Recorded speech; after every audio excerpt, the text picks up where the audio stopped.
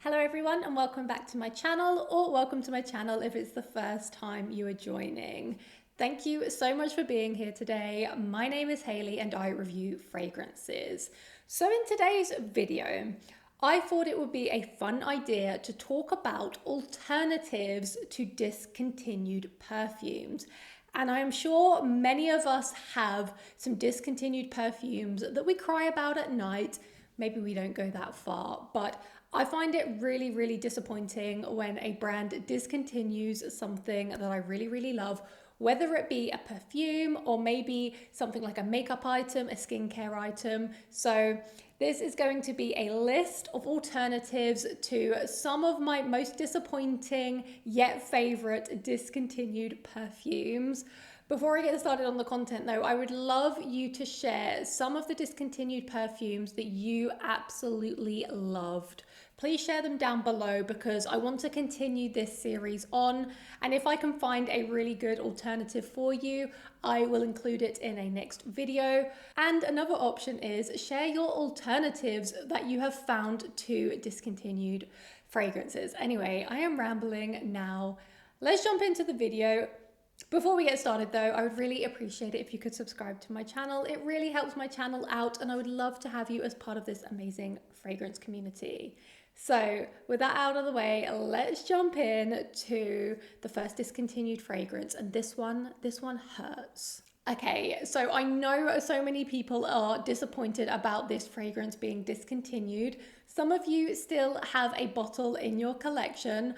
I do not anymore. And the fragrance that was discontinued in this case was Guerlain's Coconut Fizz. I'm going to pop a picture on the screen of the bottle. This is probably one of those fragrances where I am really confused why the brand discontinued this. It was so good.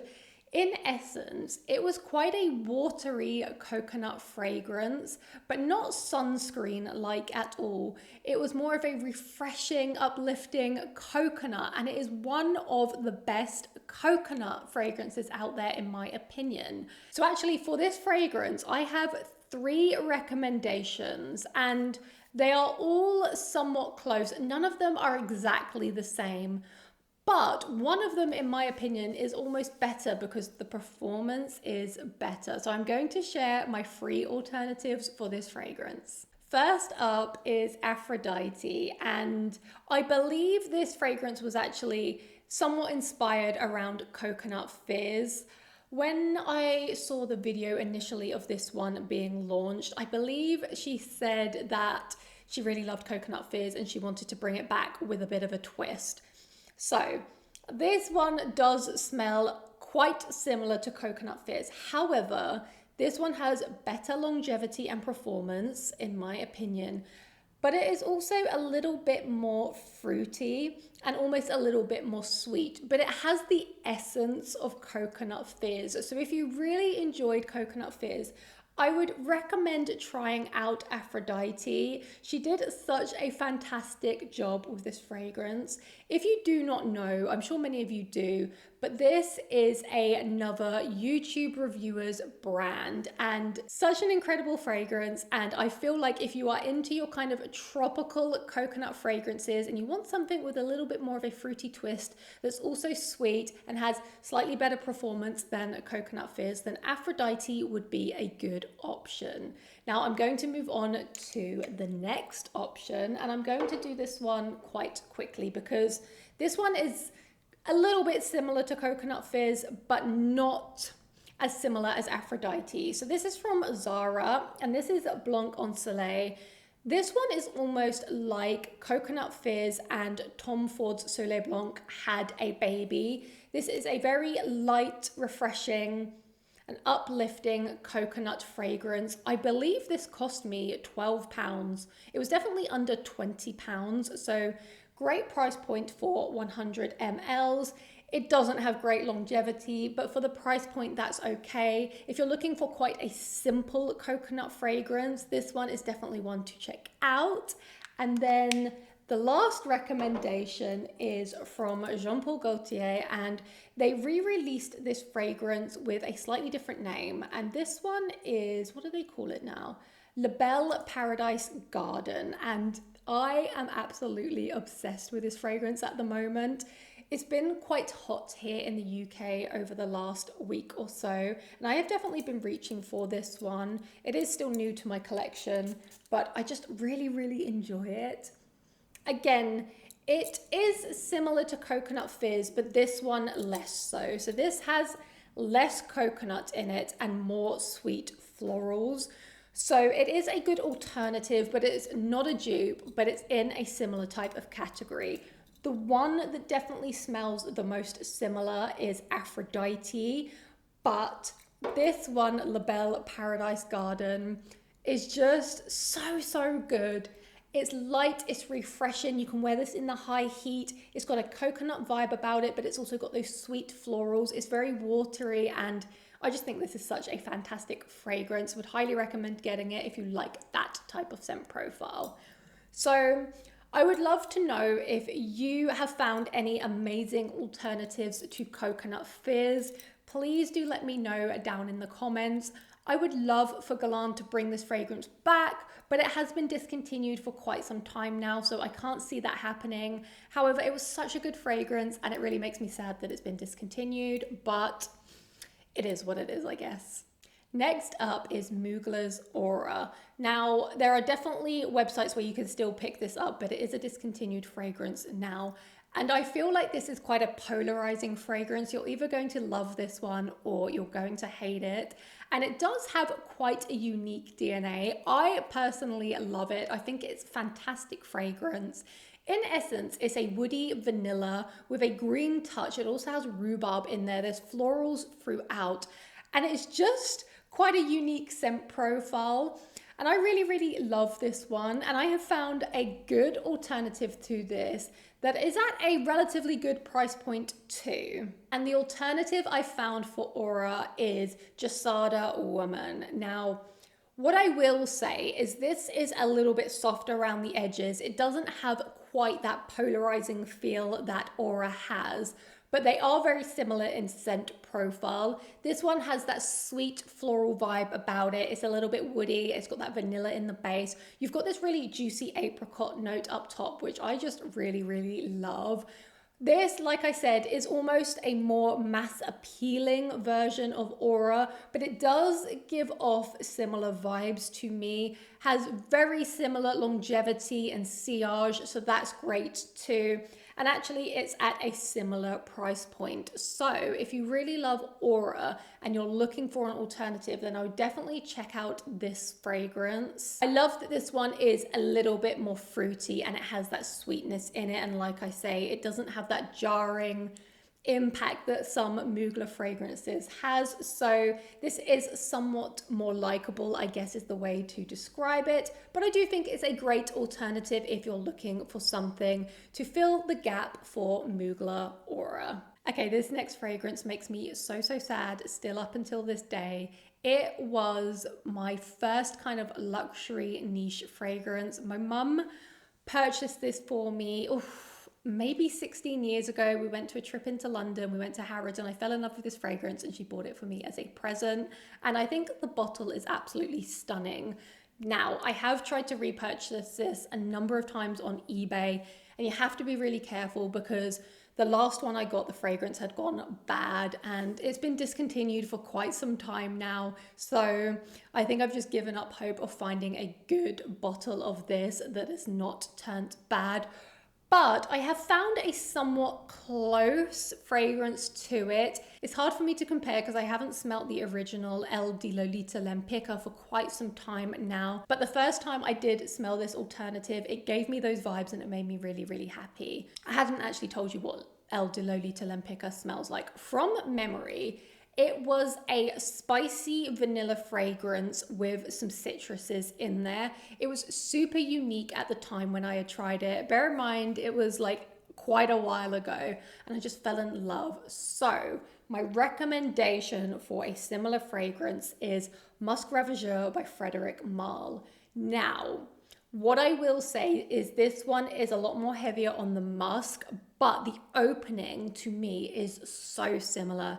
You get that spicy kind of vanilla feel and that sweetness, and it does have that kind of cakey vibe about it. And it's something I remember about the LD Lolita Lempicka, is it had that kind of spiced fruitcake vibe, which was coming from the citrus mixed in with the vanilla. And you do get that in Musc Ravageur, but you do get just a lot more musk in this version. This is one of the most sexy, kind of alluring, musky vanilla fragrances that I have ever tried. I feel like you're either going to love or dislike this type of scent profile, because the musk can be quite challenging for some people, but wow. This fragrance is an absolute masterpiece in my opinion, and it's the closest thing I have personally smelt to Lolita Lempicka's Discontinued fragrance. So it does make me happy somewhat, but I wish I could get a brand new bottle of LD Lolita Lempicka, because that is the fragrance that I miss the most in my life. Next up is Tom Ford Orchid Soleil, and this is a fragrance again that I think is quite polarizing. You're either going to love it or hate it, and I feel like a lot of these discontinued fragrances are polarizing, probably why they ended up getting a discontinued. I don't think Coconut Fizz was polarizing, but the others that I've spoken about so far kind of are. And Orchid Soleil, I feel like it was such a shame that they discontinued this. The bottle, for one, is gorgeous. And this, in essence, is a spicy white floral. Very, very heady. And I feel like it's kind of femme fatale vibes. Well, I have a perfect recommendation for you that, in my opinion, is super similar. And it is from Miller Harris. And this one is called Black Datura. And I find these very comparable. This is a very sexy, head-turning, spicy white floral. It does have tuberose in there. Tuberose can be hit or miss for me. I tend to like tuberose when it's spicy. And this is a very heady white floral with spices. It's quite dark, very mysterious, and I just feel like it is super similar to Orchid Soleil. So if you have been looking for an alternative, I would definitely recommend sampling this one. And if you are into those kind of heady, femme fatale, spicy, white florals, then definitely check this one out as well, because this is a fantastic, fantastic fragrance. The next fragrance is Marc Jacobs Decadence, and I am so surprised that this fragrance was discontinued. It was somewhat quite unusual for a designer fragrance. And when I say unusual, it was just kind of unique in this category. In a department store, a lot of the designer fragrances typically lean towards very sweet, light, white florals. I know I'm generalizing. That is not the case for all designer fragrances, but I felt like Marc Jacobs Decadence was somewhat unique in this area. And you can definitely still pick it up from some discounter stores and eBay places like that. But if you're looking for an alternative, this is a niche alternative. I do have another recommendation, which I don't actually have a bottle of, that is a little bit more affordable. But the alternative would be Wilhelm's Poets of Berlin. Now, when you look at the note breakdown, they don't look that similar, but they kind of have that similar syrupy fruitiness with some orris and then like a woody vanilla in the base. So even though the notes are different, I feel like they give off a similar vibe.